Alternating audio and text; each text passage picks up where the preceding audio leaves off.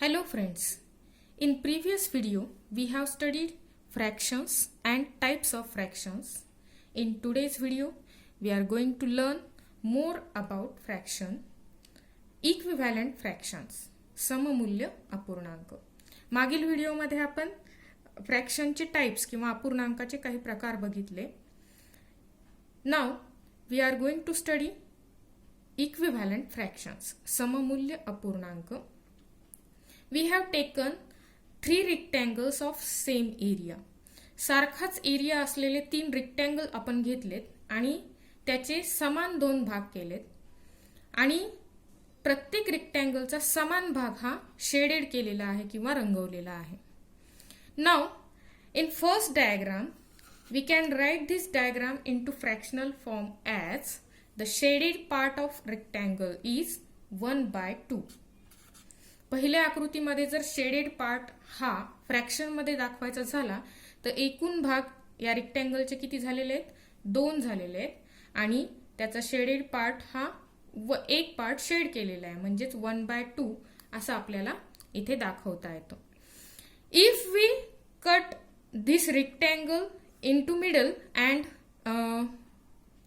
Rectangle is divided into 4 equal parts. रेक्टँगलचे 4 समान भाग केलेले आहेत. इथे आपल्याला जर शेडेड पार्ट हा फ्रॅक्शन मध्ये दाखवायचा झाला तर टोटल 4 पार्ट्स पैकी 2 भाग हे रंगवलेले आहेत. Therefore we can write this into fractional form as 2/4. In third diagram we have divided rectangle into 6 equal parts. रेक्टँगलचे आपण काय केलेले आहेत? 6 समान भाग केलेले आहेत. शेडेड पार्ट हा फ्रॅक्शनल फॉर्म मध्ये इथे काय कसा दाखवता येतील? 3 भाग त्यापैकी रंगवलेले आहेत. It means 3/6 is shaded part. आता जर आपण या आकृत्यांचा विचार केला तर शेडेड पार्टचा एरिया हा कसा आहे? समान आहे, परंतु त्याचे न्यूमरेटर आणि डिनॉमिनेटर इथं प्रत्येक डायग्राम मध्ये काय दिसायलेत? डिफरंट दिसायलेत, परंतु त्यांची व्हॅल्यू ही कशी आहे? समान आहे. That's why we can say that 1/2 is equal to 2/4 is equal to 3/6. These are nothing but equivalent fractions. सारखे मूल्य असलेले जे अपूर्णांक आहेत त्यांना आपण इक्विव्हॅलंट फ्रॅक्शन्स असं म्हणू शकतो. Equivalent fractions can be defined as different fractions with same value. समान मूल्य असलेले अपूर्णांक म्हणजेच त्याला आपण सममूल्य अपूर्णांक असं म्हणतो. How to make equivalent fractions. Equivalent fractions किंवा सममूल्य अपूर्णांक आपल्याला कशा पद्धतीने मिळू शकतात? We have to multiply numerator and denominator by any non zero positive number. अपूर्णांकाच्या अंशाला आणि छेदाला जर समान संख्येने आपण गुणलं असता आपल्याला सममूल्य अपूर्णांक मिळतो. Let us take an example. Now write equivalent fractions of 2/7. 2/7 चे आपल्याला इक्विव्हॅलंट फ्रॅक्शन्स काढायचे आहेत. न्यूमरेटर आणि डिनॉमिनेटरला एनी नॉन झिरो पॉझिटिव्ह नंबरने मल्टिप्लाय केल्यानंतर आपल्याला काय मिळतात? इक्विव्हॅलंट फ्रॅक्शन्स किंवा सममूल्य अपूर्णांक मिळतात. If we multiply 2 both by numerator and denominator, 2 multiplied by 2 divided 7 multiplied by 2, we get a new fraction that is 4/14. Then if we multiply 2/7 by 3, then we get 2 multiplied by 3 upon 7 multiplied by 3, we get a new fraction 6/21. If we multiply 2/7 by 4, we get a new fraction 2 multiplied by 4 upon 7 multiplied by 4 is equal to 8/28. Therefore, we get all these equivalent fractions of 2/7. 2/7 we can write this as is equal to 4/14 is equal to 6/21 is equal to 8/28. These all are equivalent fractions of 2/7. अंशाला आणि छेदाला जर समान संख्येने आपण गुणलं तर आपल्याला जो नवीन अपूर्णांक मिळतो तो पहिल्या अपूर्णांकाचा सममूल्य अपूर्णांक असतो. 2/7, 4/14, 6/21 आणि 8/28 या सगळ्यांचं मूल्य हे 2/7च आहे आणि त्याची व्हॅल्यू ही 2/7च आहे. म्हणून हे एकमेकांचे काय आहेत, सममूल्य अपूर्णांक आहेत किंवा हे सर्व 2/7 चे सममूल्य अपूर्णांक आहेत असं आपण म्हणू शकतो. Now our next point is condensed or simplest form of fraction. अपूर्णांकाचे अतिसंक्षिप्त रूप याबद्दल आपण आता माहिती बघणार आहोत. The smallest equivalent form of a given fraction is called as condensed or simplest form of fraction. एखाद्या अपूर्णांकाचे अतिसंक्षिप्त रूप म्हणजेच काय, तर त्याचा लहानात लहान सममूल्य अपूर्णांक. Let us take an example. For example, we have to find out the condensed form of a fraction 25/75. 25/75 या अपूर्णांकाचा आपल्याला कंडेन्स्ड फॉर्म किंवा सिम्पलेस्ट फॉर्म अतिसंक्षिप्त रूप फाइंड आउट करायचं आहे. इक्विव्हॅलंट फ्रॅक्शन्स आपल्याला शोधायचं असेल तर आपण काय करतो, सेम नंबरनं न्यूमरेटर आणि डिनॉमिनेटरला मल्टिप्लाय करतो. त्याच्या अपोजिट कंडेन्स्ड फॉर्म किंवा सिम्पलेस्ट फॉर्म फाइंड आउट करायचा असेल तर सेम नंबरनं न्यूमरेटर आणि डिनॉमिनेटरला डिव्हाइड करायचं. If we divide 25/25 and 75/25, we get a new fraction that is 25 1s are 25 and 25 3s are 75, 1/3. This is the simplest form of 25/75. 25/75 ला जर अंश आणि छेदाला आपण 25 न गुणलं तर आपल्याला 1/3 हा अपूर्णांक भेटतो, ज्याचा आणखी लहान अपूर्णांक किंवा ज्याचा आणखी सिम्पलेस्ट फॉर्म आपल्याला करता येत नाही. Therefore 1/3 is the simplest form of 25/75. Let us take another example. Example 60/70. If we divide 60 and 70 both by 10, we get a new fraction 60 divided by 10 and 70 divided by 10. 10 6s are 60 and 10 7s are 70. Therefore 6/7 is the simplest form of fraction 60/70. Now our next point is how to convert mixed fraction into improper fraction. फ्रॅक्शनच्या प्रकारामध्ये आपण mixed fraction म्हणजे काय ते बघितलं आहे. Mixed fraction म्हणजे the fraction containing whole part and fractional part is called as mixed fraction. पूर्णांकयुक्त अपूर्णांकाचे अंशाधिक अपूर्णांकामध्ये रूपांतर कसं करायचं हे आता आपण पाहणार आहोत. For that purpose we have a formula. The formula is natural number into denominator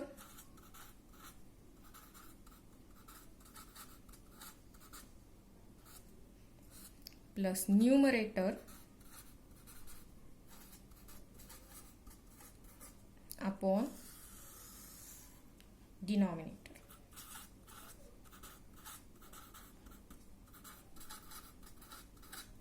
या फॉर्म्युल्याच्या सहाय्याने आपण मिक्स्ड फ्रॅक्शनचं कन्वर्जन इम्प्रॉपर फ्रॅक्शन मध्ये करू शकतो. Let us take an example. For example 7 and 3/8. It is a mixed fraction. 7 is a whole part and 3/8 is fractional part. We have 7 as a natural number. Therefore, by formula we can convert this into improper fraction as 7 into denominator plus numerator 3 upon denominator. 7 into 8 is equal to 56 plus 3 upon 8. We get 59 upon 8. Thus we have converted the mixed fraction into improper fraction.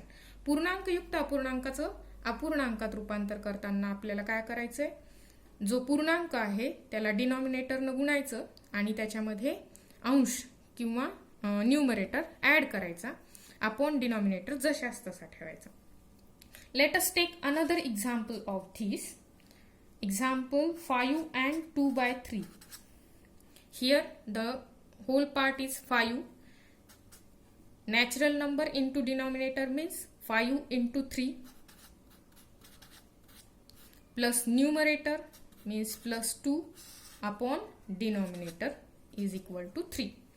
5 into 3, 5 3s are 15 plus 2 upon 3, we get 17 upon 3. This is the improper fraction which we have converted the mixed fraction into 17 upon 3. 5.2/3 चे रूपांतर आपण काय केले, अंशाधिक पूर्णांकात केले 17/3 मध्ये. जसं mixed फ्रॅक्शनचं रूपांतर improper fraction मध्ये करता येतं, तसंच इम्प्रॉपर फ्रॅक्शनचं मिक्स्ड फ्रॅक्शन मध्ये कन्व्हर्जन करण्यासाठी काय करावं लागेल, आपण सेमच उदाहरण घेऊयात. Let us take an example. For example 59/8 is an improper fraction. We have to convert this into mixed fraction form. First we have divide 59 by 8. If we divide 59 by 8, we get the quotient 7. 8 7s are 56 and we have a remainder 3. We take the remainder as numerator and 7 as integral part. That's why we can write this as 7 and 3 and the 8 is in denominator. Thus we have converted improper fraction into mixed fraction. आपल्याला काय करायचं आहे, 59 ला 8 ने भागायचं. जो भागाकार येईल तो इंटिग्रल पार्ट मध्ये किंवा पूर्णांक रूपामध्ये लिहायचा. जी बाकी येईल ती अंशात लिहायची आणि ज्या संख्येने आपण भागतोय ते छेदामध्ये लिहायचं. अशा प्रकारे अंशाधिक अपूर्णांकाचं आपण काय करतो, पूर्णांकयुक्त अपूर्णांकात रूपांतर करतो. Let us take this another example. Example 17/3. We have to divide 17 by 3. We get the quotient of 3 5s are 15. We have remainder 2. 2 is taken, the quotient 5 is taken as integral part, 2 is taken in numerator and 3 is taken as a denominator. Therefore 5 and 2 by 3 is the conversion of mixed improper fraction 17/3 into mixed fraction 5 and 2 by 3. Now the last important point of this video is multiplicative inverse, or we can say as reciprocal of fraction. याला आपण गुणाकार व्यस्त असं म्हणू शकतो. याचा वापर आपल्याला डिव्हिजन ऑफ फ्रॅक्शन मध्ये करायचा आहे, त्यामुळे आपण आता याच्याविषयी माहिती घेत आहोत. गुणाकार व्यस्त किंवा मल्टिप्लिकेटिव्ह इन्व्हर्स म्हणजे काय. When product of two fractions is 1, then one of them is multiplicative inverse of or reciprocal of other. ज्यावेळेस दोन फ्रॅक्शन्सचा गुणाकार हा 1 असतो, अशा वेळी त्यापैकी एका फ्रॅक्शनला दुसऱ्या फ्रॅक्शनचा मल्टिप्लिकेटिव्ह इन्व्हर्स किंवा रेसिप्रोकल असं म्हणतात. Let us take an example. For example 3/5 into 5/3. We get the product of these two fractions is 1. That's why we can say that 5/3 is reciprocal of 3/5. Let us take another example. Suppose 5 into 1/5 or 5/1. We can write this as the multiplication of these two fractions is 1. That's why 1/5 is reciprocal of 5. Reciprocal किंवा multiplicative inverse काढण्यासाठी काय करायचं, सोपी trick. अंश आणि छेद यांची अदलाबदल केली तर आपल्याला त्याचा मल्टिप्लिकेटिव्ह इन्व्हर्स किंवा गुणाकार व्यस्त किंवा रेसिप्रोकल मिळतो. Important point about reciprocal is the reciprocal of 1 is always 1 and the reciprocal of 0 does not exist. exist.